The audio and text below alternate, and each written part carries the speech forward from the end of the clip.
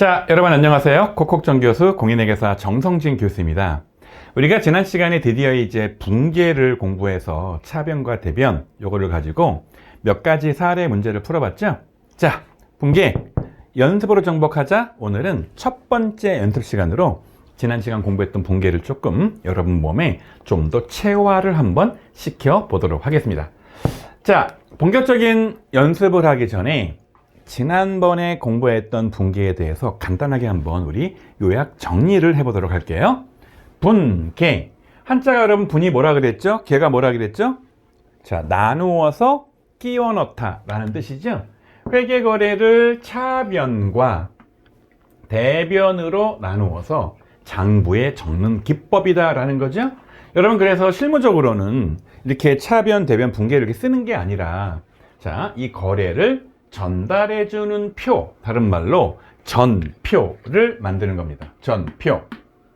그래서 제가 어떤 사례를 들었었느냐, 4월 5일자에 복사기 한 대를 10만원 주고 현금으로 구입을 하면 이렇게 전표를 만들어서, 자, 일렬번호 적어놓고 거래 날짜 집어넣은 다음에 차변과 대변으로 구분해서 집어넣는데, 여러분, 모든 숫자는 마이너스는 절대 쓰지 않는다고 했죠. 이거 안 된다고 했죠?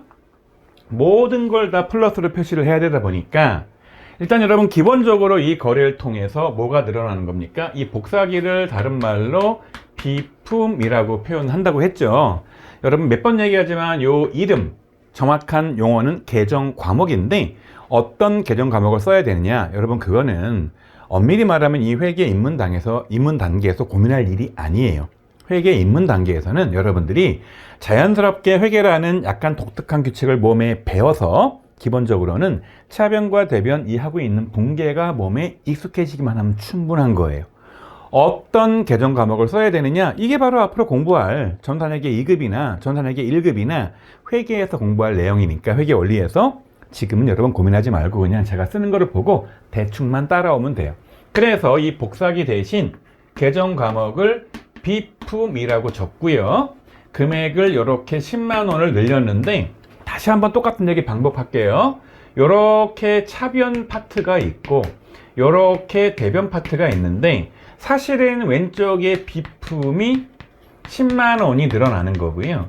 엄밀히 말하면 현금이, 자, 마이너스로 10만원이 줄어드는 거잖아요. 근데 다시 말하지만 이렇게 마이너스라는 숫자를 쓰지 않기 때문에 얘를 플러스로 만들어주기 위해서는 오른쪽으로 보내야 되는데, 가운데 뭐가 있다고 생각하는 겁니까? 이렇게 등호가 있다고 생각을 하고요. 등호를 건너뛰니까 이제 이게 뭐가 되는 겁니까? 대변에 현금이 플러스로 10만원 들어가는 구조이니까, 따라서 오른쪽에다가 현금이라고 적고 숫자를 플러스로 10만원 적어두면, 자, 자산인, 현금은 요게 자산이니까, 자산이란 녀석이 오른쪽 대변에 왔단 말이에요. 이 수치가 의미가 뭡니까? 자, 줄어드는 걸 의미하는 거고, 비품이 자산인데 요게 차변에 있단 말에는 자산이 비품이 증가하는 구조다. 그래서 여러분 이게 사실은 거래만 보고도 알 수 있는 거잖아요. 아, 이 거래를 통해서 비품이라는 녀석은 증가를 하는 거고 현금이라는 녀석은 감소하는 거구나는 사실은 다 알아요. 근데 이거를 분계를 끊는다면 차변은 자산의 증가, 대변은 자산의 감소를 표시한다고 했죠. 자, 여러분 이제 분계 복습을 한번 해봤으니까 이걸 좀 더 확대해서 우리 연습을 한번 해보도록 할게요. 자, 본격적인 연습하기 전에 간단하게 분계를, 자, 실제 전표가 아니라 우리 회계 공부할 때는 교과서에서 어떻게 표시하느냐 방법이 세 가지가 있다고 그랬죠. 1번 방법, 자, 차변에 차변 쓰고 비품 10만원 쓰고 대변 쓰고 현금 10만원 쓰는 방식이 가장 전통적인 교과서 방법인데, 너무 쓰기가 귀찮다. 그래서 변 빼고 차 비품 10만원 대 현금 10만원 이렇게 쓰기도 합니다. 또 한편으로 아예 슬래시를 써서 이렇게 왼쪽에 비품 10만원 쓰면 이게 뭘 의미한다 그랬죠? 슬래시 좌측은 무조건 회계에서는 차변을 의미하는 거고, 슬래시 우측은 무조건 대변을 의미하는 거다. 여러분 이거 공부했었죠? 자, 이렇게 처리한다고 했습니다. 자, 그럼 여러분 이걸 바탕으로 해서 이제 문제를 한번 연습을 해볼게요. 자, 먼저 이 분계를 끊기 전에 제가 분계를 쉽게 하는 방법에 대한 언급을 한번 해드릴게요. 자, 좀 전에 복사기 한 대를 10만원에 현금 구입했다라고 했죠. 그러면 파악하기 쉬운 계정 감옥부터 먼저 기입을 하는 거예요. 자, 비품이 늘고 현금이 줄었죠? 사실 여러분 이 붕괴는 굉장히 쉬워요. 자, 학생들 중에서는 차변이 비품 느는 게 쉬워요? 대변이 현금 주는 게 쉬워요? 비품이란 단어 자체가 여러분 헷갈려요. 그래서 저라면, 자, 현금이 줄어드는 건 너무 쉽거든요. 현금 단어가 쉬우니까. 근데 뭔가 여기 이제 10만 원을 채워야 되는데, 무슨 용어를 썼는지 써야 될지를 잘 헷갈리는 거예요. 이렇게 1단계를 적습니다. 그런 다음에, 자, 일단 현금은 우리가 이렇게 10만 원을 찾아놨으니까 고민을 좀 하는 거예요. 고민을 하다가, 요렇게 복사기를 구입하면 여기가 복사기가 아니라, 얘는 계정 감옥이 일반적으로 비품이구나, 요렇게 찾는 과정이 필요하고요. 여러분 이거를 뭐 오랫동안 찾으라는 게 아니라 머릿속에서 순간적으로 이렇게 빠르게 이렇게 진행해라. 여러분 그 뜻인 겁니다.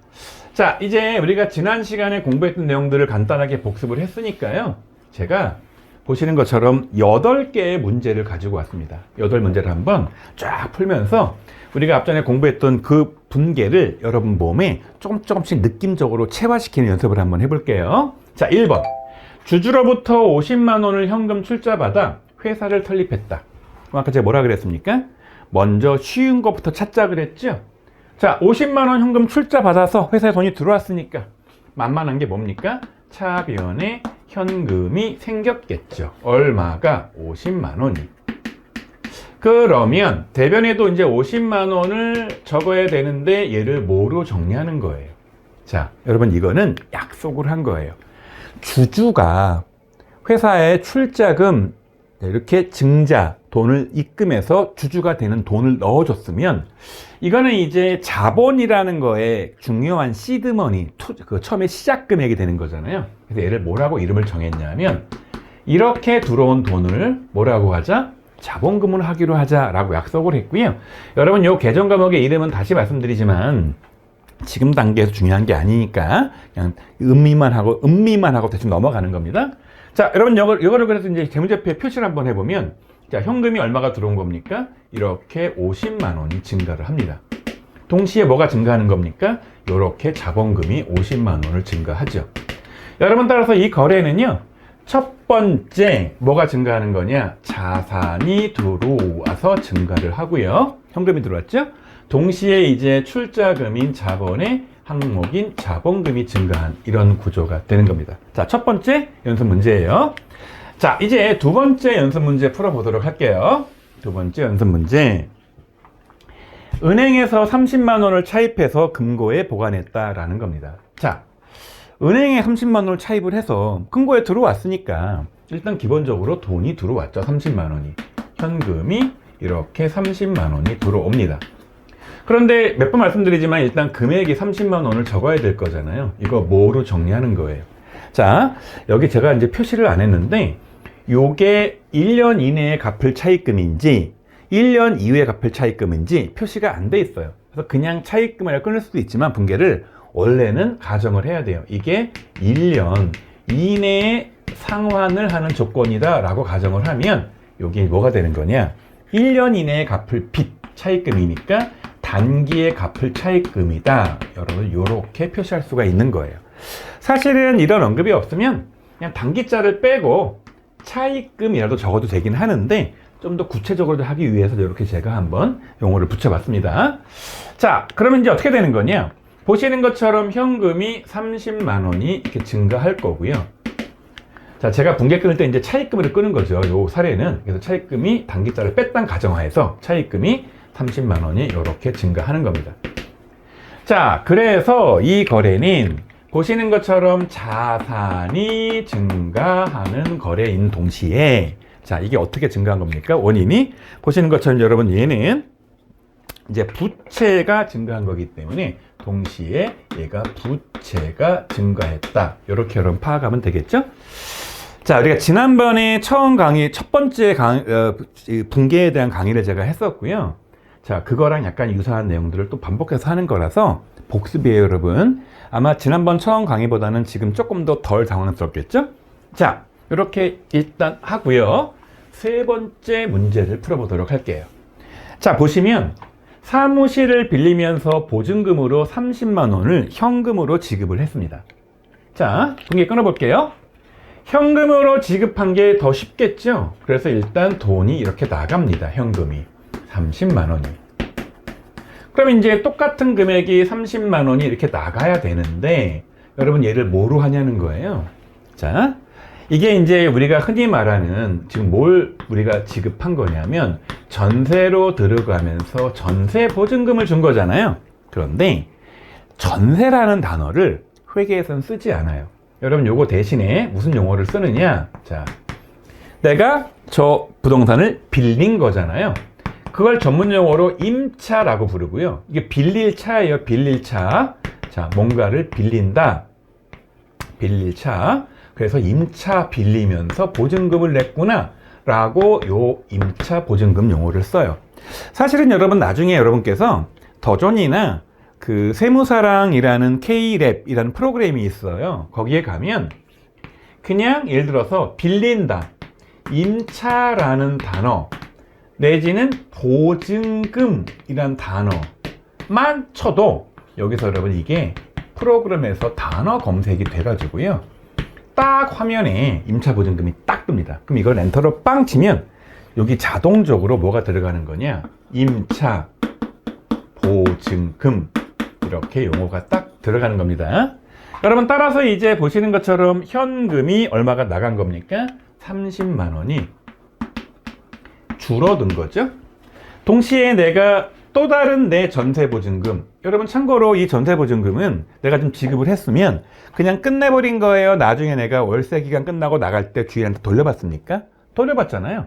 그래서 임차보증금도 향후에 내가 돌려받을 거기 때문에 자산의 한 종류다 라고 해서 자산에 있어서 30만 원이 동시에 증가를 하는 이런 구조로 가니까 지금 당장 내 갖고 있는 현금 자산이 줄는 대신에 나중에 돌려받을 권리는 임차보증금이 늘어나니까 얘는 한편에서는 현금이라는 자산이 줄어들었지만 한편으로 나중에 내가 이 월세 기간 끝나고 나갈 때 돌려받을 보증금인 또 다른 자산이 증가하는 이런 구조가 되는 겁니다. 자, 여러분 이게 이제 점점점 이렇게 공부를 하면 할수록 헷갈릴 수 있긴 하지만 다시 말하자면 여러분 이 모든 내용들은 외우는 겁니까? 우리가 기본적으로 차변과 대변의 원리를 가지고 이 거래의 흐름을 이해하면서 이렇게 이해를 바탕으로 분계가 자동적으로 나오는 겁니까? 이해를 바탕으로 하는 거죠. 자, 이제 네 번째 문제 볼게요. 자, 네 번째 문제는 판매할 상품을 40만 원에 현금 구입했다라는 겁니다. 자, 이게 뭐가 더 쉬울지 모르겠지만 저 같은 경우에 처음 공부할 때는 아무래도 이 어려운 용어가 힘들다 보니까 그냥 일단 쉬운 거부터 할게요. 자, 현금이 나갔습니다. 얼마가? 40만 원이. 그러면 뭔가 이제 차변에 40만 원을 잡아야 될 거잖아요. 이 뭐라고 잡을까요? 자, 판매할 상품을 40만 원에 구입하면 자, 내가 팔 물건이잖아요. 자, 팔 물건에는 미리 공부할게요. 크게 두 가지가 있습니다. 상품이 있고요. 하나는 원재료가 있어요. 근데 여러분 상품은 타인이 제조한 거예요. 나는 그냥 갖다 팔기만 해요. 근데 원재료를 가지고 와서 내가 뭘 하냐면 제조를 해요. 그럼 뭐가 나오냐면 내가 만든 품목, 만들제 물품품, 제품이 나와요. 여러분 이거는 다시 말하면 내가 제조를 한 거죠. 자가 제조. 따라서 지금 여러분 이거 보면 상품이라 그랬으니까 상품? 자, 보시는 것처럼 타인이 제조한 거를 나는 팔려고 가져오기만 한 거잖아요. 이걸 뭐라고 부르는 겁니까? 상품이라고 부르고, 자, 물건 만들려고 사온 건 원재료라 그랬으니까 여기서는 여러분 원재료나 제품이 아니라 바로 상품 말하는 거죠. 여기다가 상품이라고 적을게요. 근데 사실은 이 상품은 구체적인 개념 과목이잖아요. 여러분 이 입문 단계에서 잘 모르겠다라고 하면 굳이 상품이 아니라 여기다 그냥 다른 말로 재고 자산이라고 쓸 수도 있긴 합니다. 근데 정확한 이름은 상품이에요. 자, 그래서 이걸 재무상태표에 표시를 하면 일단 돈을 줬으니까 40만 원의 현금이 나가죠. 자산이 줄어들었습니다. 그런데 상품이 얼마가 는 겁니까? 40만 원이 늘었죠. 따라서 여러분 이 거래는 현금이라는 자산이 감소함과 동시에 상품이라는 재고자산, 자산이 또 한 번 늘어났으니까 이렇게 자산이 줄어든 동시에 자산이 느는 그런 거래가 되겠습니다. 자, 5번 문제 보도록 할게요. 자, 5번 문제는 상품 중 35만 원어치를 80만 원에 현금 판매했다는 거예요. 좀 전에 보시면 이제 40만 원어치를 사왔잖아요. 그래서 이렇게 상품이 40만 원이 증가를 했는데 이 중에서 얼마치를 팔았다는 겁니까? 35만 원어치를 얼마에 판 겁니까? 80만 원에 현금 판매했으니까 기본적으로 현금 받고 팔았으니까 현금이 얼마가 들어올까요? 이렇게 현금이 80만 원이 들어오는 겁니다. 그 다음에 이 80만 원을 뭐라고 잡을까요? 회사가 뭔가 팔아서 매출이 발생했죠? 그래서 여러분 이거를 뭐라고 부르는 거냐? 매출이라고 표현을 해요. 그런데 여러분 이 매출이 제품 팔아 생기는 매출이에요? 상품 팔아 생기는 매출이에요? 아까 말씀드린 것처럼 상품은 남이 만든 거를 갖다가 팔기만 하는 거고요. 제품은 내가 원재료를 사다가 판다고 했잖아요. 따라서 상품을 팔면 얘를 뭐라고 표현하는 거냐? 상품 매출이라고 표현을 하고요. 내가 만든 물품을 팔잖아요. 그러면 이걸 뭐라고 부르는 거냐? 제품 매출이라고 표현을 해서 요거에 대한 여러분 자세한 내용은 나중에 이제 전산회계 2급이 됐던 여러분이 대학에서 회계 원리가 됐던 공부를 할 건데 기왕이면 정보를 줄 때는 그냥 물건을 팔았다 매출이라고 적는 것보다는 어떤 물건을 팔았는지를 알게 하기 위해서 상품 팔았느냐 제품 팔았느냐 구분을 하다 보니 여러분 얘는 상품 팔았으니까 원래 정확한 이름은 상품 매출입니다. 근데 그러면 지금은 이제 회계 입문 단계니까 굳이 상품자는 안 쓰고 그냥 매출이라고만 적어도 별 문제는 없어요. 자, 여러분 그래서 얘를 표시를 한번 해보면 기본적으로 현금이 80만 원이 증가를 했죠. 그런데 이제 여러분 얘는 손익계산서도 영향을 미치잖아요. 매출이 80만 원이 발생했습니다. 그럼 여러분 이게 동시에 이익이 그만큼 증가를 하잖아요. 그럼 이게 어디로 가는 겁니까? 몇 번 얘기하지만 요거는 부채인 채권자 몫으로 생긴 이익인가요? 주주의 몫으로 생긴 이익인가요? 당연히 주주 몫이잖아요. 그래서 이익잉여금에 80만 원이 이렇게 증가를 하게 되는 거죠. 자, 따라서 여러분 얘는요 기본적으로 수익이 얘가 이제 수익이잖아. 수익이 증가, 수익이 발생한 겁니다. 그래서 수익의 증가라고 적어도 되고요. 수익의 발생이라고도 적어도 돼요. 그럼 동시에 이게 증가하는 이익이 생겼으니까 뭐가 증가합니까? 이익잉여금이라는 자본이 증가를 합니다. 동시에 자산인 현금이 이렇게 증가를 하는 겁니다. 여러분 제가 몇 번 말하지만 이거 암기해서 푸는 겁니까? 흐름을 쫙 이해해서 논리적으로 쫙 따라가면 되는 겁니까? 무조건 여러분 이거는요 암기하는 게 아니라 이해를 바탕으로 해서 논리적으로 따라가면 되는 거예요. 자, 근데 여러분 이 분계를 제가 딱 끊고 나니까 어떤 분들이 질문하더라고요. 참고예요. 무슨 참고냐? 보시는 것처럼 여기 얼마짜리가 팔린 겁니까? 상품 중에서 35만 원짜리가 팔린 거예요. 그러면 35만 원의 상품이 밖으로 나갔잖아요. 여러분 얘를 뭐라고 말하는 거냐? 바로 원가의 인식이에요.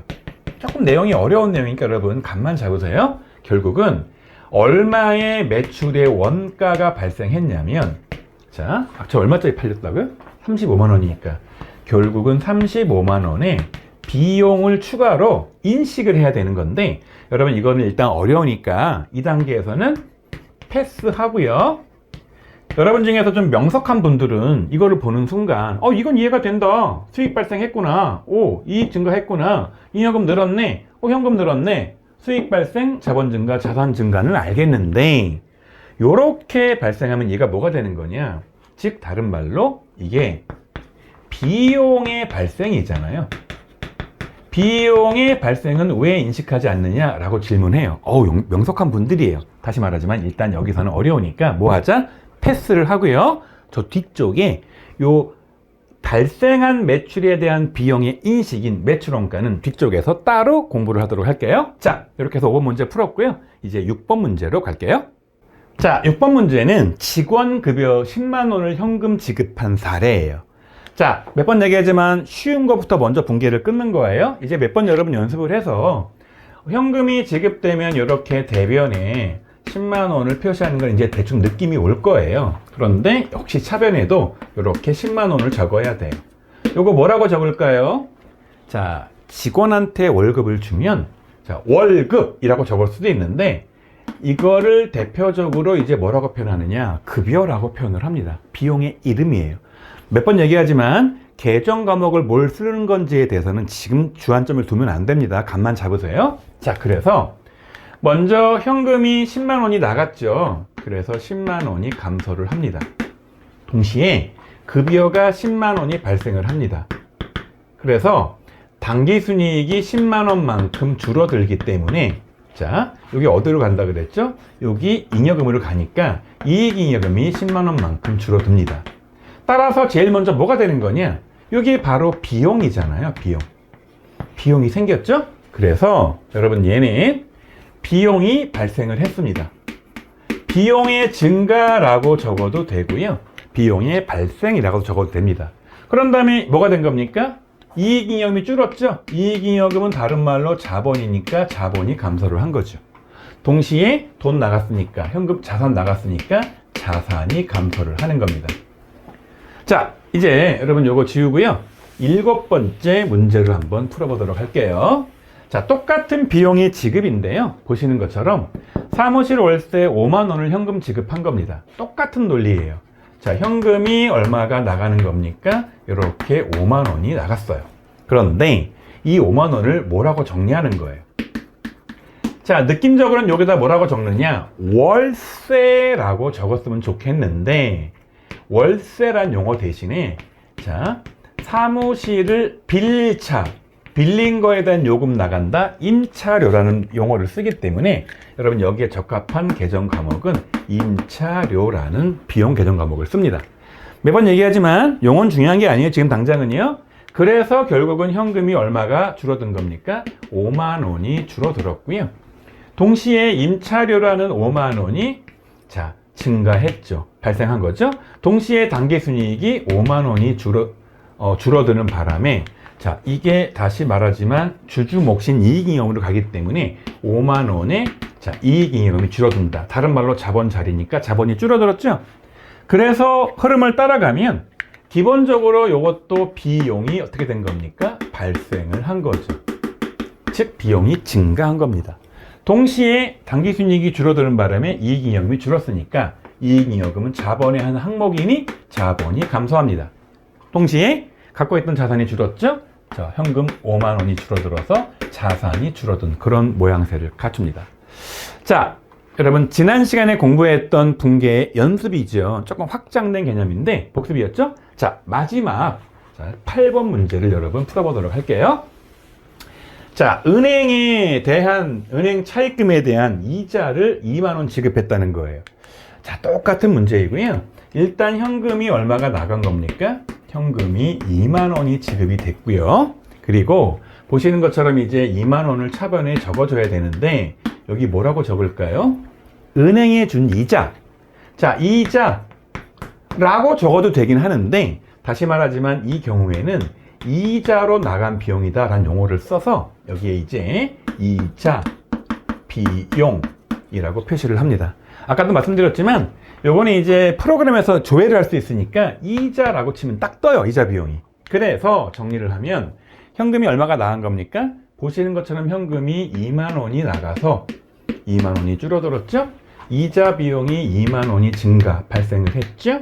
그럼 당기순이익이 2만 원이 줄어들죠? 여러분 2만 원이 줄어드니까 어떻게 되는 겁니까? 이게 주주 몫으로 가야 되니까 이익잉여금이 2만 원이 줄어들겠죠. 그래서 정리를 하면 제일 먼저 이자 비용, 자, 비용이 발생을 합니다. 비용이 증가하는 거죠. 동시에 자, 잉여금이 줄어들어서 이익잉여금이 자본이 감소를 하는 거고요. 그 다음에 마지막으로 자산이 감소하는 자, 그런 구조로 가는 거예요. 감소를 다시 표시하면 화살표를 펼치면 이렇게 되겠죠? 자, 여러분 오늘은 지난 시간에 이어서 분계를 이제 구체적으로 연습 위주로 했죠? 조금 여러분 감이 잡히십니까? 자, 이번 강의를 들었는데도 조금 감이 안 온다 하는 분들은요, 다시 앞전 강의로 돌아가서 분계에 대한 기본적인 강의를 듣고 다시 와서 연습을 한번 해보시고요. 다음번 강의에도 분계 연습을 할 거니까 요 세 개 강의를 몇 번 반복을 하셔가지고요. 분계라는 게 머릿속으로만 아는 게 아니라 좀 하다 보면 여러분 느낌이 와요. 몸에 조금 체화가 돼서 좀 감각이 생기거든요. 자, 그럴 때까지 연습을 좀 해보시기 바랍니다. 자, 다음 시간에 또 다른 분계 연습 강의로 만나 뵙도록 할게요.